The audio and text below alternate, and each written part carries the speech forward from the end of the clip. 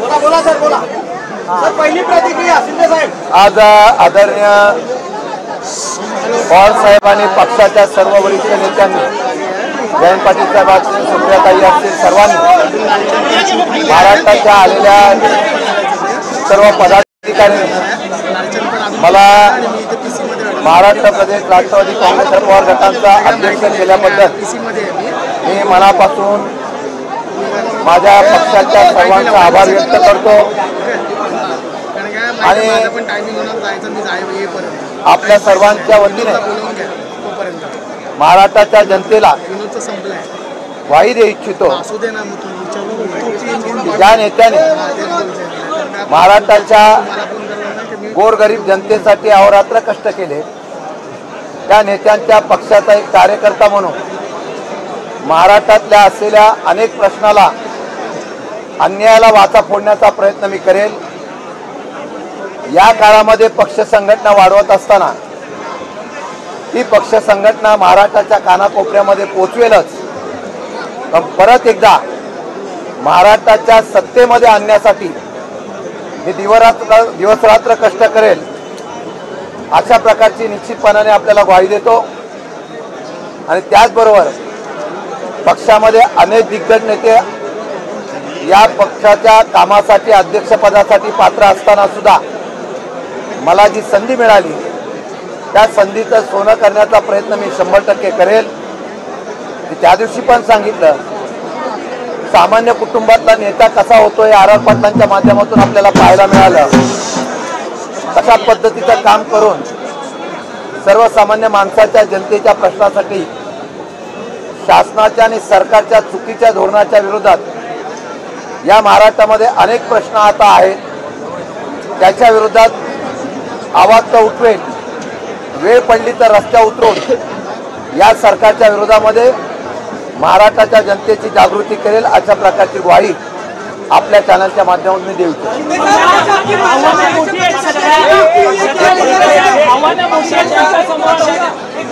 एक महिन्याचा दौरा असतायत, आव्हानं मोठी आहेत तुमच्यासमोर। निश्चितपणाने पूर्वीच्या राजकारणाची आणि आत्ताच्या राजकारणाची ही पद्धत वेगळी आहे। पूर्वीच्या जनतेच्या प्रश्नाच्या संदर्भामध्ये विरोधक आवाज उठवत होते आणि सत्ता बदल होत होता। आता हल्ली सत्ता बदल हा अधिकारातून आणि सत्तेच्या माध्यमातून केला जातो, आमिष दाखवून केला जातो, यंत्रणेचा उपयोग करून केला जातो। या माध्यमातलं हे पहिलं आव्हान आहे की या असलेल्या सर्व बदललेल्या सिस्टीमला लोकांमध्ये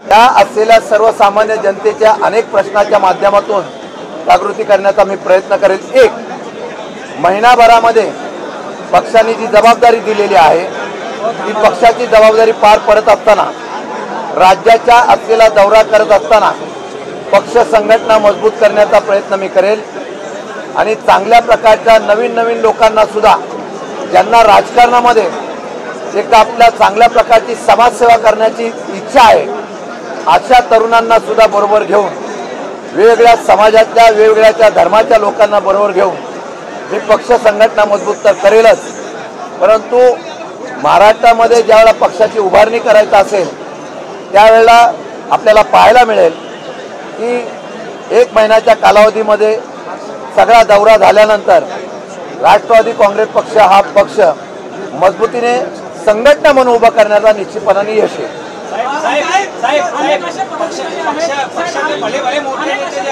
पक्ष सोडून गेले, पक्षाचा पडता काळ सुरू होता, अशा वेळी तुमच्या पवार साहेबांसोबत राहिला, हे खरं आव्हान आहे। माझ्या माहितीप्रमाणे आता विरोधी पक्षाचा स्पेस महाराष्ट्रामध्ये आहे, तो भरून काढण्याचा प्रयत्न केला की आपोआप विरोधी पक्षाला मानणारी जनता जी असते ती किती पर्सेंटेज असो, परंतु त्यामध्ये तो पेज भरून काढण्याचा जर प्रखरतेने प्रयत्न सुरुवातीपासून केला तर मला वाटतं यश चांगलं येईल आणि ते यश आणण्याच्या संदर्भात कष्ट करावे लागतील, ते कार्यकर्त्यांनी नेत्यांना विश्वासात घेऊन निश्चितपणाने करू। हिंदीचा बातमी देतो ना, पहिला मराठी करतो।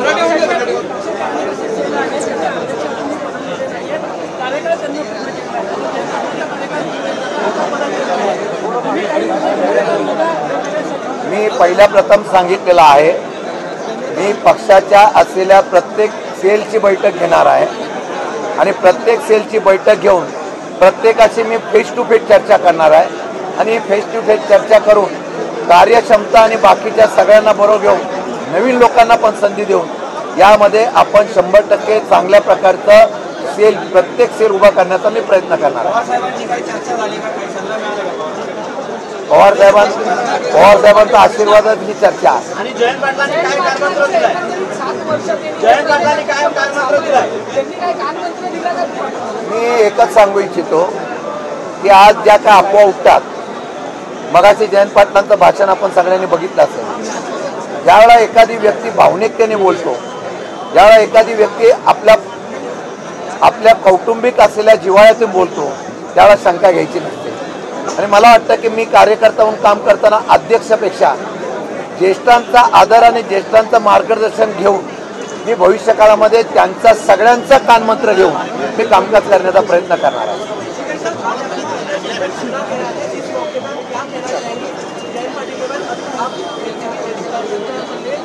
ये आज जो है, ये जो मुझे जिम्मेदारी मिली है, मैं मेरा सौभाग्य समझता हूँ कि महाराष्ट्र के एक दिग्गज नेतृत्व के आदरणीय पवार साहब के नेतृत्व में जो मेरी पार्टी चलती है उसका मुझे प्रेसिडेंट बना गया. मैं इतना ही कहना चाहता हूँ, जयंत पाटिल साहब ने मुश्किल के घड़ी में जो पार्टी को संभाला है, जिस तरीके को पार्टी को कामयाब बनाया, उस तरीके से उनका आदर्श, उनका मार्गदर्शन, उनका ही नहीं पार्टी के सब दिग्गज नेताओं का मार्गदर्शन लेके मैं आगे चलने की कोशिश करूंगा.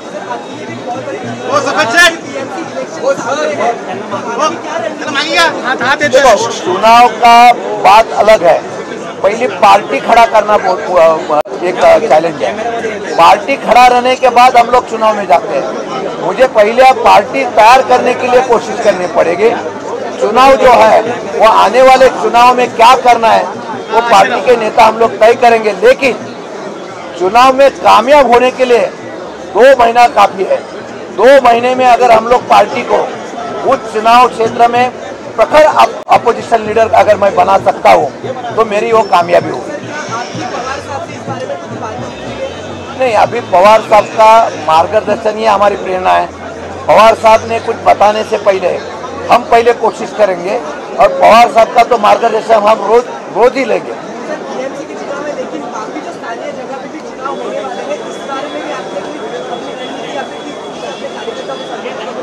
मैंने पार्टी के कार्यकर्ता को संबोधित करते हुए यही कहा है कि पूरे जुने और नया इनका सबका इकट्ठा करके पार्टी बनाने की कोशिश करूंगा.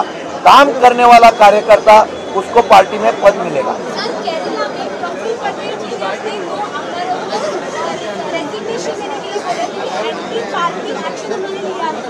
मीन्स क्या?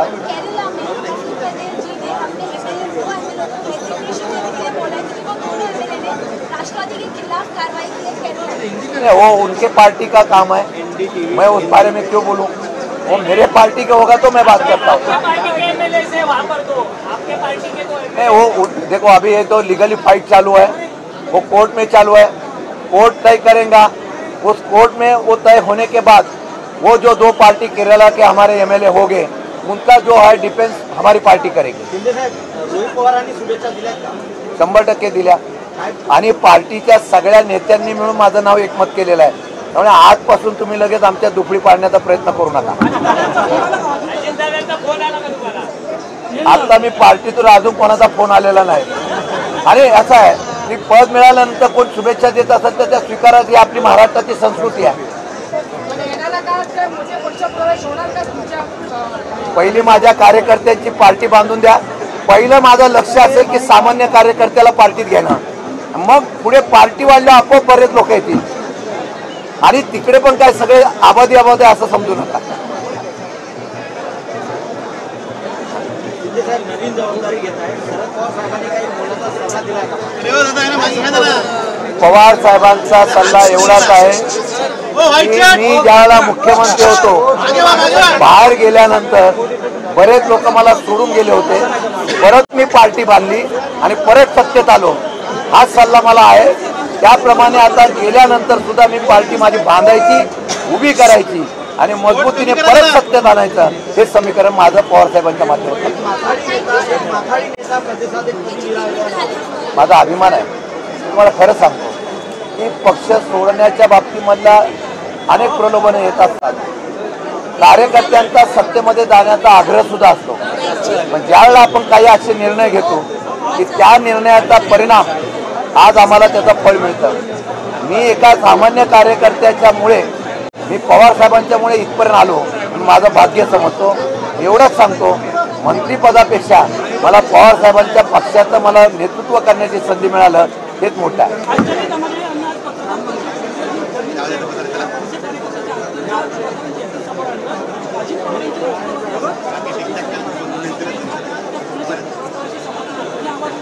आत्ताच्या परिस्थितीमध्ये पद मी आज घेतलेलं आहे.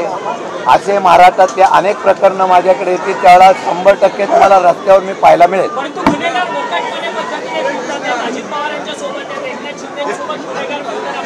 त्याच्या संदर्भामध्ये मागच्या वेळेला सुद्धा आम्ही प्रेस कॉन्फरन्स घेतली होती. विरोधी पक्षाच्या असलेल्या चहा पाण्याच्या बहिष्कारावर आम्ही बोललो होतो. आता सरकार त्याच्याकडे लक्ष देत नसेल तर त्याचा न्याय कसा मागायचा ही आम्ही रणनीती ठरवून निश्चितपणाने उभू.